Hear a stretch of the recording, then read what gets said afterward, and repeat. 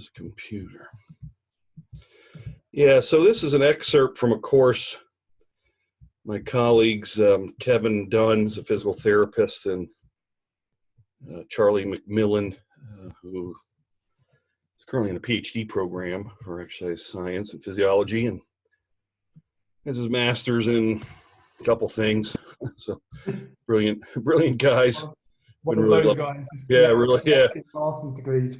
Yeah, been really lucky to work with those guys. They're really smart guys. So we looked at a course called Motor Control, Pathology, Assessment, and Improvement, and built a kind of a philosophical basis of research and methodology behind that. And so we wanted to define a philosophical basis for exercise professionals to effectively and ethically administer exercise to clients affected by common diseases. And so we define, kind of why constructing a philosophy and ethics is important, and we came up with kind of the essence of a personal trainer, exercise professional, or coach, if you want to, use a broad label like that, is one who understands and administrates exercise and exercise process as the primary activity of the vocation in order to improve and or maintain the health and physical performance of an individual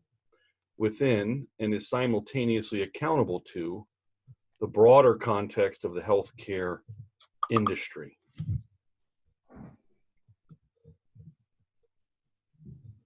Any thoughts about the essence of a personal trainer, exercise professional, or coach? What do you mean by the primary activity of the vocation? Yeah, we took that from our definition of what a professional is versus an amateur versus a hobbyist. Yeah. This is what you do primarily to make a living. Yeah. If you're going to say personal trainer, exercise professional, because we were trying to make a distinction between, again, a non-professional person, kind of like what you're talking about before we started the recording, right? Where your neighbor's telling you how to exercise, right? So, and they're like, yeah, they have no idea. And you're like, well, hold on a second. How many people are you doing that with? Oh, just my friends and family and my coworkers. I just tell them what to do. Okay. No, you getting paid? No. Right. It's interesting that you put simultaneously accountable to the broader context of the healthcare industry. Yeah. When there's no accountability. Yeah. So we wanted to add that idea that we're saying, almost voluntarily, because personal trainers, exercise professionals, coaches, typically do not have state, federal licenses administered by, oversight boards that have legal authority to provide not just testing, but the removal of licenses and impose penalties and consequences for inappropriate behavior. Right? Exercise professionals, trainers, we don't have that, right? So we're just, recommending we'll just attach ourselves to the accountability network that already exists, and let them help us police ourselves and take care of ourselves. So that was the essence of a trainer, at least our kind of our shot at it. And so then we kind of listed a bunch of ethics. And one of them was respect for established science. And we wanted them to seek to balance rational empirical knowledge with a critical thinking mindset. Scholars and researchers have been working diligently for centuries on a variety of problems and issues which are relevant to human health and wellness. Among the most important of these are physiology, neuroscience, anatomy, and physics. And they should use an evidence-based approach to exercise program. Respect for others. Be courteous and treat individuals with equal respect and dignity, regardless of race, sex, or nationality. Personal trainer, exercise professional is a relationship-based business. Given the intimate nature of the relationships developed, clients, colleagues, managers, other health professionals, a foundation of respect for the human dignity, autonomy, privacy rights, and interests of individuals who will experience the consequences of your decisions is necessary.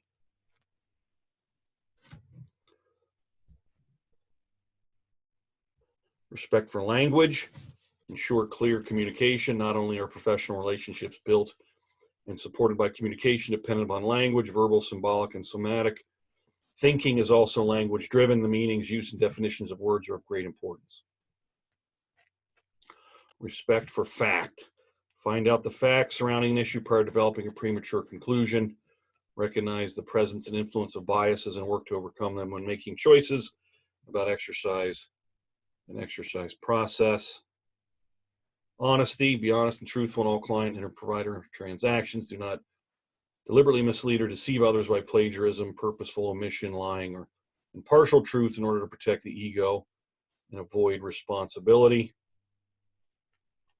Integrity. Demonstrate professional and personal integrity. Live and work consistently by the courage of one's convictions, by being ethical even in the face of peer pressures to do otherwise. Have and live by principles, staying consistent and reliable and fighting for one's beliefs. Do not violate principles and ethics for expediency. Trustworthy. Behave in a way worthy of trust. Be forthcoming in providing information and correct misunderstandings of fact with clients and their providers. Make every effort to fulfill promises, commitments made to clients. Be a good steward of the client's health, even when they may not recognize the risks of exercise. Compassionate. Recognize that a professional relationship with the client is an interpersonal transaction. Demonstrate sensitivity, benevolence, and kindness. Be attentive and listen carefully to a client's body language and verbal expressions regarding how they feel, what their body is doing before, during, and after an exercise session. Law abiding. Abide by local, state, and federal laws and regulations relating to one's professional activities. Honor professional potentials and constraints. Recognize that you are not an island only beholden to yourself. Respect medical providers and their role in the healthcare continuum. Commitment to excellence. Pursue excellence in role responsibility. Endeavor to improve knowledge and practical competencies and contribute to the ongoing professionalization of the exercise field. Lifelong learner. Continually pursue educational coursework and materials that inform technical proficiencies and interpersonal communication. Quest to understand relevant professional information at deeper levels. Work to elevate your own professional standing. Encourage and support the learning process of colleagues. And accountability. Be transparent and open to review of professional behaviors. Accept personal responsibility for one's actions. Be prepared to accept the consequences of those actions. Respect licensed medical provider recommendations and direction. Provide progress reports when requested. Refer to appropriate medical providers when negative health issues impact the client's ability to exercise.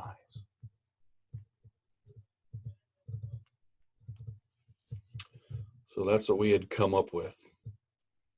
Any thoughts on those? It's, I'd love to say that people abide by all of them, but in terms of the fitness industry, but people abiding by few of these, unfortunately, or demonstrating few of them. Yeah, what's hard is enforcement, right? And how you go about doing that. It's a hard thing to police the world. Police departments have internal processes. I think they call them the Internal Affairs Office in the U.S. I don't know in the U.K. what they call police force's own internal policing of its officers and behaviors. We don't have an IA, an Internal Affairs Department.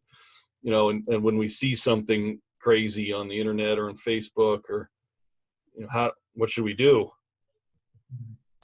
Do we say something? Who do we say it to? How does it work? And there's nowhere to report. You could find out, hey, what's your certification? I guess report their behavior to the certifying body. I don't know if the certifying body would do anything. I've never seen. I don't know. I'm curious about that now that I bring that up. I don't know whether ACE or NASM or CrossFit, for that matter, or NSCA have an internal process where they could remove your certification or revoke it. Huh.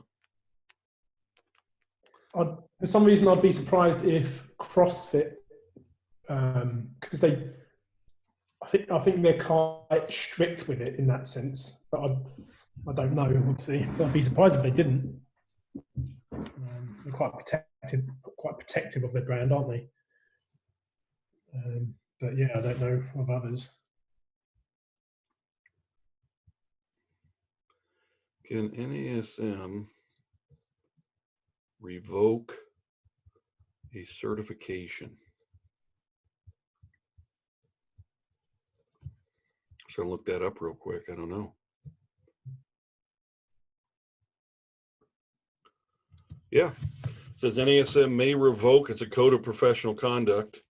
Take action with regard to the certification manager who is or has been convicted of, pled guilty to, or pled no contest to a felony or misdemeanor, or has been found through legal process to have been negligent or responsible or harm in performing.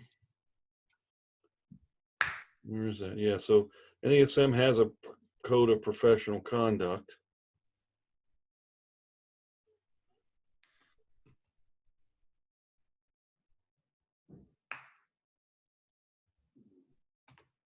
But it looks like, yeah, there has to be an external legal process first.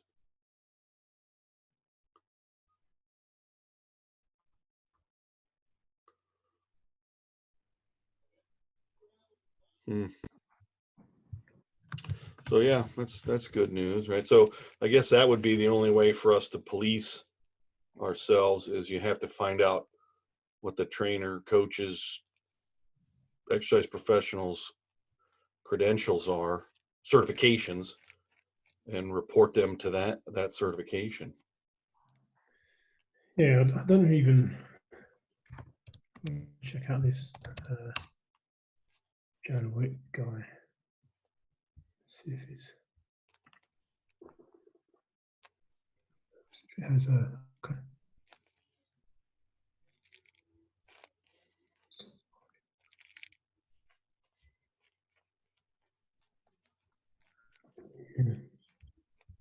Yeah, ironic. The annoying thing is the guy that I talked about, that Joe Wicks guy. He has a degree in sports science. Yeah, so you can't go to the college, right, and say, you put some penalty on this guy, or gal or whoever. So without certification, I guess that's one of the values of certification, isn't it? Yeah. It does actually provide a modicum of potential accountability where, once you're finished university or your degree, no one's taking that away from you. I mean, the school's not going to do that.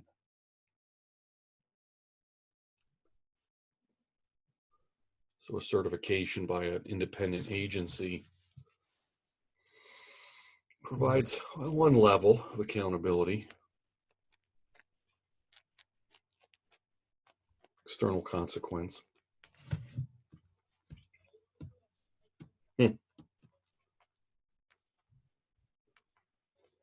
Yeah, interesting little project. Go through all the major certifications and find out what their accountability, reporting, revocation policies are. The tough bit is how do you track that? I know like the reps, for instance, had tried. I don't know, they've tried to enforce like continued education and CPD points and things like that.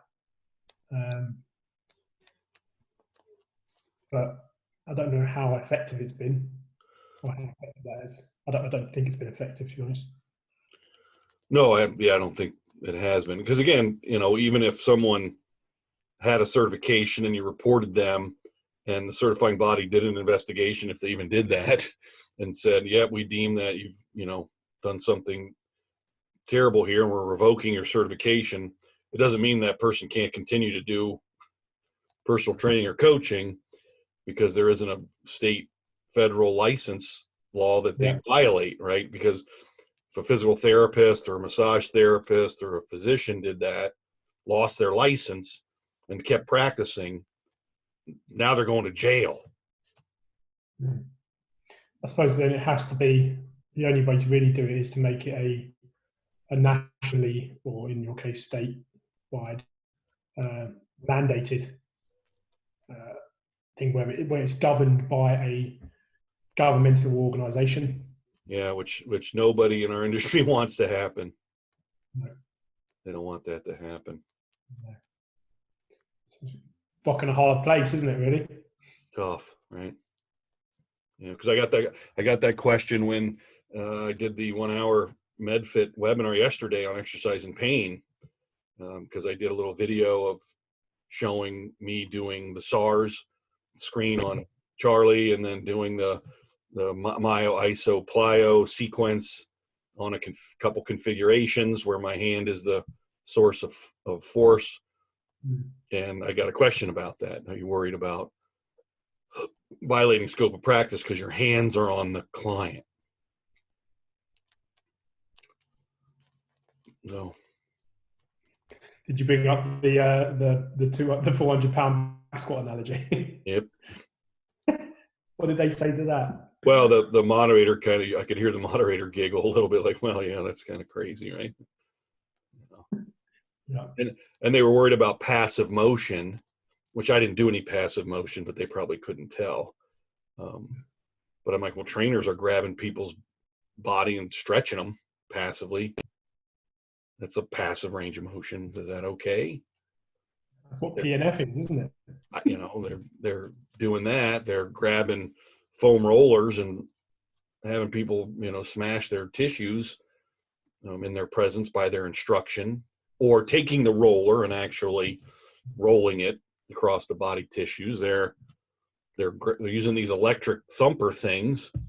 I'm like, what are you talking about? Really? I mean, we have to have the discussion, but can they touch their client to cue them? Can they touch their client to spot them during a movement, right? So what do we mean by touching?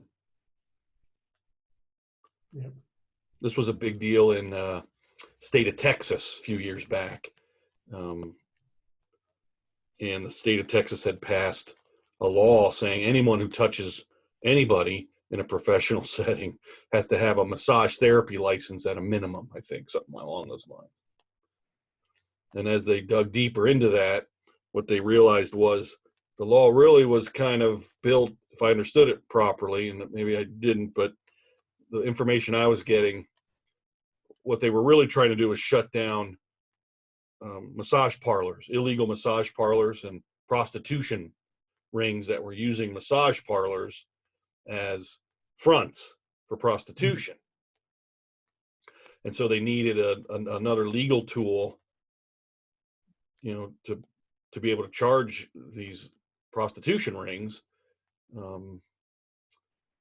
with some kind of violation of a law that they could get them, because they were using massage as, the front. Well, I was just massaging my client. So that was one of the main thrusts of getting the law passed. And then you had all these other professions that use their hands and use their fingers, right, to rub stuff and do things to the body from an exercise perspective.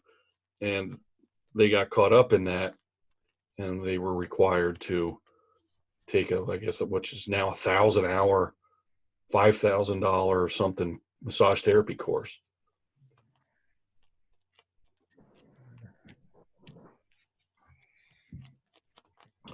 So, yep, one of those overlapping little areas, right? There's a lot of grey, isn't there, unfortunately? Yeah, I wish it was real clear all the time, intention and what are you trying to do. Yeah. I'm just the source of force. That's it. Yep. Do you need a skill to do it? Do you need to be taught? Yes, there's some skill to it, clearly. But it's all in the context of exercise. So, and it's interesting because I've been doing it for so long, and I have many physicians as clients, physical therapists, massage therapists. They never say anything to me about it because they understand why I'm doing it, what I'm doing.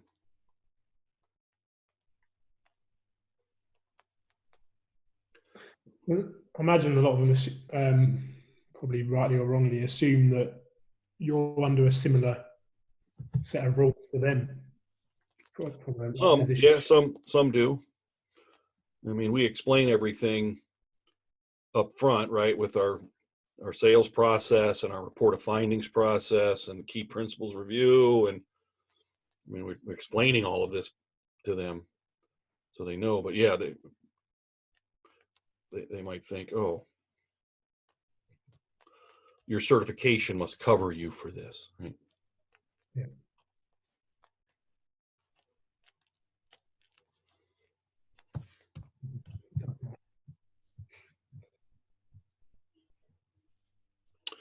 All right. Well, any thoughts on our ethics?